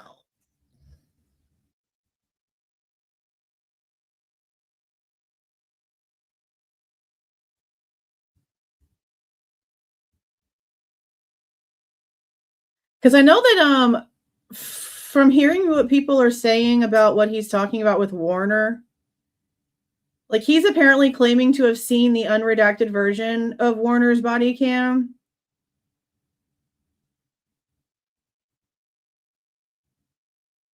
Why am I having issues finding this? Snyder, Gunderson, Jack Showalter, Snyder, Gunderson. There it is. Jesus Christ.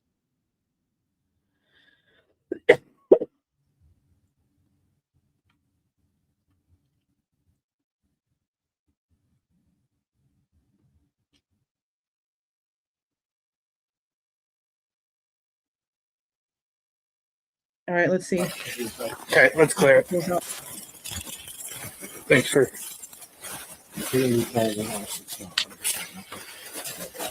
Just over here.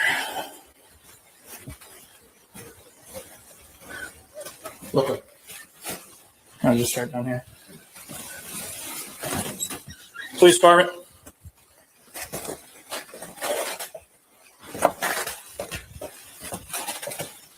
Police department. Well, yeah, we would need to see him. I just don't know if they'd release him, but I'll definitely ask him for him. Put up to his hair's head.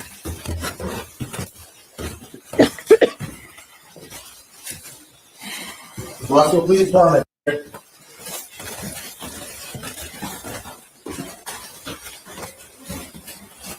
Police Department. We're on 34 coming up.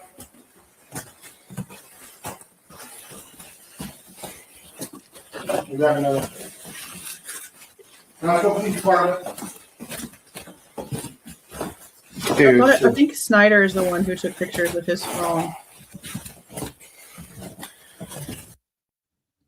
And those are the ones that I think we already have. So Home Dude is saying that he can see this portion of Warner's where Warner's is inside. House clear? We're clear. Let me just secure the outside first. So. Go to the front door. Yeah, the guy walking around with the cell phone is Snyder. It's this one right here.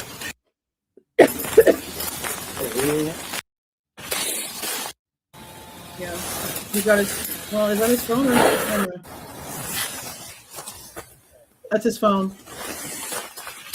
This is the one who took the pictures of the ones that we originally saw. And the ones that we got that came from the public, came from the media, were really blurred. And it only showed, I think, Xana's room with blurs on the bed. No, it showed stuff in Maddie's room too.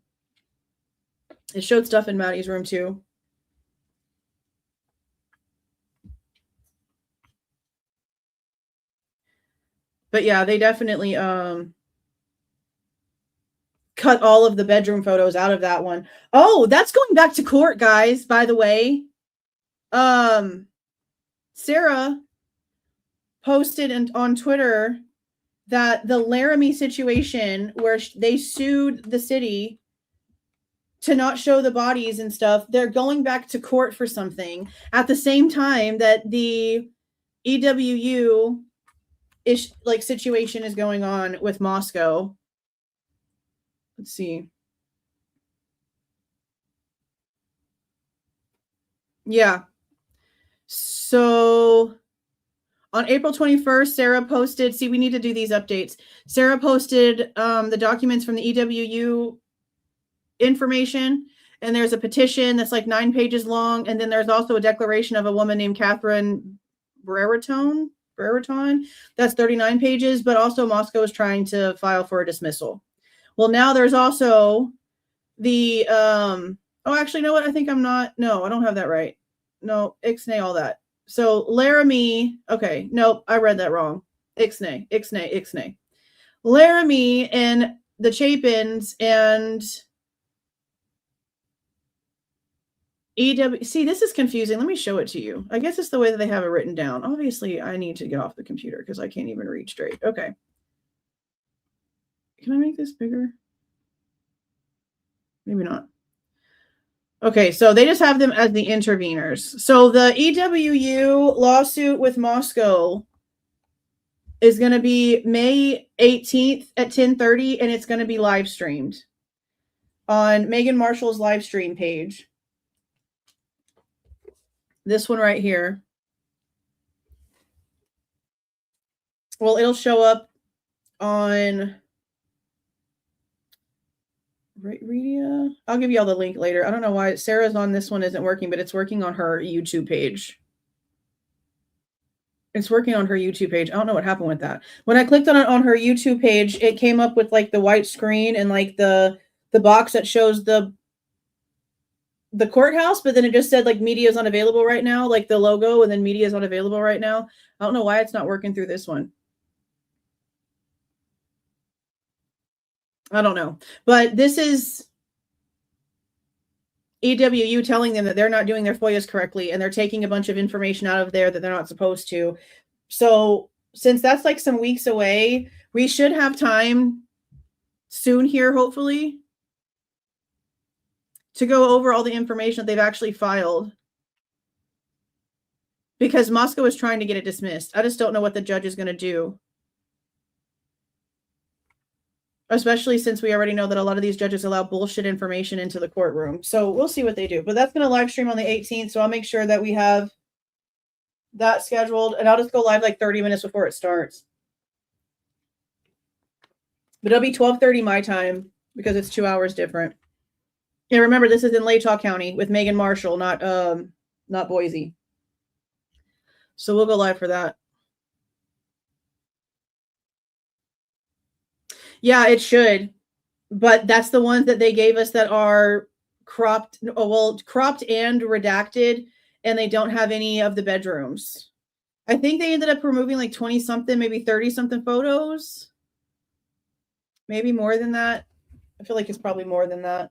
I think the original batch had like 187 or 86 photos. Don't quote me on the numbers, but then we ended up getting like 130 something. So yeah, I guess they took out a lot more. Because we FOIA'd that too. We paid for the duplication fee, the $30 duplication fee for the MPD crime scene photos, and it was the ones from his cell phone. But they don't come with timestamps. I guess we'd have to FOIA. Ooh, we could FOIA that, huh? The metadata or whatever from the photos. I bet you they don't even have it.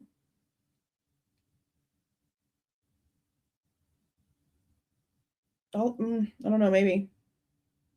But yeah, I'd like the timestamps and a list. Like even if they can't release the photos because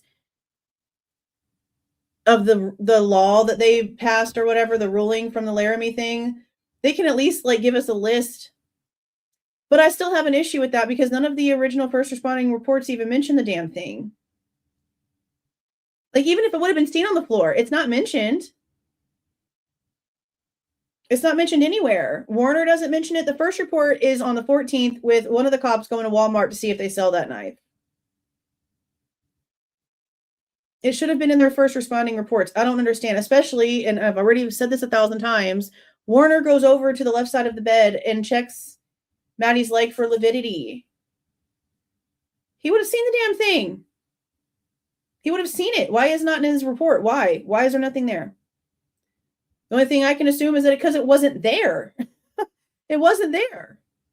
So the question is, how many hours in between the timestamp that Snyder took the damn pictures that we haven't been able to see and the timestamp for the ones that ISP took when they got on scene that we now have? And what happened in between? Because it should have been in Warner's report. That when he went over to the left side of the bed to check Maddie's leg for lividity, that he noticed the tan leather knife sheath on the edge of the bed by her leg. And it doesn't say that for some reason.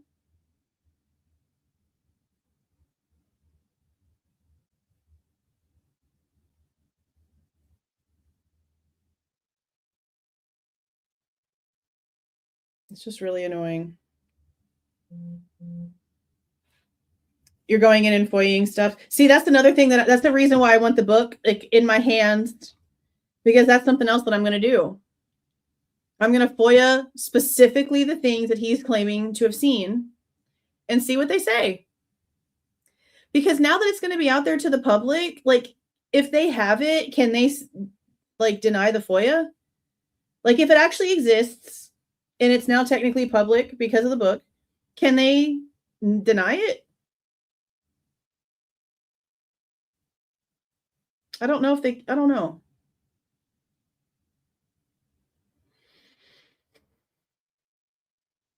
I don't know. It's really just annoying. Really, really super annoying. But yeah, I will, I'll FOIA timestamps on the pictures. I don't see why they wouldn't be able to produce that. You'd think that'd be something that really important, right? There has to be some sort of spreadsheet or something somewhere, some list somewhere. So no, that's a great idea. That's a great idea. All right, you guys, I'm going to go ahead and jump off of here. I'm going to schedule our morning live for tomorrow and go ahead and just get out. I guess I'll just, well, you know what day does it say? Like, I kind of want to go ahead and just like, while I have time this weekend, sit down and get all of our stuff for the week out. Oh, and if y'all haven't gone and watched Amber Vance's new video, she put one out earlier today that has to do with Ethan and Xana's timeline and stuff like that. She actually makes a really, really good point. And maybe I'll clip this one by itself too, because she makes a really, really good point. She says that she finds it strange, and I do too, that they made a really, really, really big deal about Ethan and Xana being together when it was very clear that Xana had several boyfriends or guys that she was doing whatever, boyfriends technically, I guess, before Ethan. Like even in the book, Emily said something about how Xana was so excited about getting with Ethan, of like them becoming official, that she ran and told Emily's mom before she even told Emily, to try to like show how close they were and shit, right? But then we know that she was dating that guy that got in trouble for dealing and got kicked out. Like we know that she got in we already know from reports that she was dating a guy like that. Then Amber has a picture of her and another guy together, like in the springtime, like in a formal type thing, that they're both dressed up. And then, like, we know she spent the summer with Ethan. So I guess she was just, and it's a good question. Like, I don't know why they put such a weird emphasis on, like, the fact that they were actually dating. I mean, yeah, they seemed to be really good together. They seemed happy together. This freaking thing about Erica and the cheating thing, I honestly really can't take seriously just right now. Not a single freaking person mentioned any of that. The girls didn't mention any of that. Nothing was talked about. I mean, that could be for a reason. It could be for a reason why the situation with the cheating possibility has been kept so quiet. I mean, what else did he say? That with all the documentation he apparently does have, there still is no timestamp for whenever Ethan and Xana got home. They don't know. No one knows. Like, that's crazy as hell. That's literally crazy as hell. Yeah, it says it'll be here Wednesday. I just don't want to like schedule stuff out and then I have to move everything in case something happens and it doesn't come in till the next day. Because I don't live anywhere near like Amazon warehouses. Like where I lived before we moved, I could order from Amazon and get it within a few hours. Because I literally lived all around the warehouses. I don't even have an Amazon truck that brings me my shit where I live now. It comes in the mail. It comes in the mail, which is not normal for where I used to live. So I'll just get stuff figured out up until Wednesday and just leave Wednesday night open for like the first one. And then we'll just go from there. One chapter a day until we're done. That's just how we'll do that. Oh my gosh, thank you for the $50, Angel. Oh, I appreciate that. Thank you so much. I'm bummed with this writer. It seems like we all know more than he does. It's great to see you all. Love you, Jules. Love your cute little stars. Oh, thank you. Thank you, thank you, thank you. You're a star, baby, and I knew you'd be pissed too. I am mad. Breaking news. The shooter at the White House dinner missed, of course. Yeah, no, there's a bunch of people going live right now. That's what I said, like, again, like, it seems like that's a constant situation. I've never seen another presidency that had that many. Like, that's a lot. That's crazy. It's a lot. Yeah, I just like, look, and like I said, I came out here like super excited about this book, and I thank you again for the $50 super sticker. That's very, thank you. I came out here excited. Like, holy shit. Like, y'all literally even heard me say that the validation already started going away because the anger started taking over, because everything that we have been thinking was a problem, we were asking the right questions, and the I told you so's and the all that bullshit is really temporary when it comes to a situation like this, because you don't want to be right.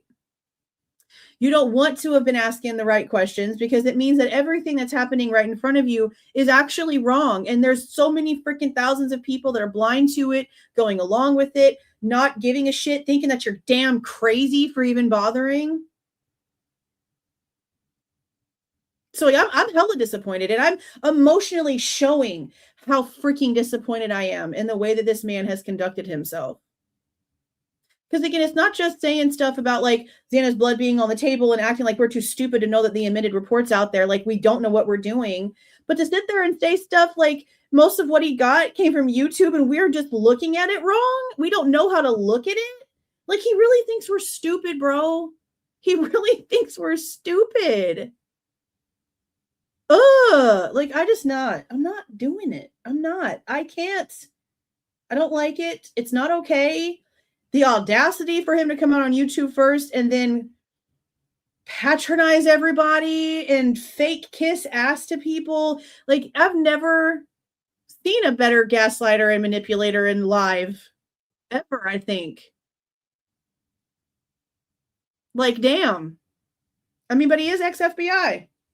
So, of course, he's good at it. And they're freaking just slicking it up, bro. Like, the only one, well, I really can't say that because, like, all of the lives literally are all just so, like, merged together in my brain now at this point. I'm just, like, aggravated all the way around.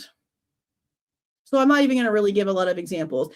I just wish there would have been a lot of pushback. I wish the fact that he kept saying a lot of incorrect shit was thrown back in his face, that the documentations were up there, that he would sit through the fact that people could produce records to say that he was wrong. Everyone that talked to him about this case, maybe minus like two, maybe, in my opinion anyway, knew exactly where to find this shit, knew exactly where the hell it was, knew exactly what he was saying was wrong. And they just sat there so happy he's there because look how many views they got.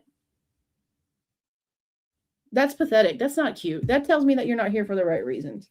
And if that makes people mad that I'm being honest about how I feel about it, then I don't really care either. Because why are you here if you're not going to make sure that he's out here telling the truth? So many issues. Well, we shall see. We shall see. I'm still doing my Gypsy Rose live tomorrow. It's at 5:15. I know she's supposed to be going live, I think, at 8 o'clock with him or something like that. I don't know if I'll be done or not. If I am, I'll listen to it live in the background. Regardless, I'm going to listen to it. I'm going to listen to it regardless. Record it like I always do. But I don't know. I hope she does. I hope she says something about the blood not being Xana's and pulls up the reports to show, like, we already knew this. Like, this is the new one. This is the one that was going to be a trial. The fact that this is an unknown stain. So, like, if it literally says that in his book, that means that all of these hundreds of thousands of books that just got printed out all have incorrect information in there about the blood on the side of the table being Xana's. How embarrassing. That's crazy. All right, you guys, I'm going to go ahead and get off of here. I hope y'all have a super great rest of your evening. I will see you guys tomorrow. Early enough. Bring your coffee. Bring your coffee. Hold on, I'm trying to get to one thing. Okay. Thank you again for being here. Thank you for the gifted memberships, the people that became members on their own, for the super chat and the super thanks and the super stickers. And again, most importantly, for your time. Because you could be anywhere else. Just like Whitcomb says, he could have done anything else besides get a big fat check and write a book. Y'all could have been anywhere else, living life. Instead, you're choosing to listen to me rant and yell and scream about this douche face. And I appreciate it. You guys have a super, super great night. I'm going to go ahead and roll this out. Please do not forget to leave a like on your way out and subscribe to the channel if you are not subscribed already. All right, you guys. See y'all.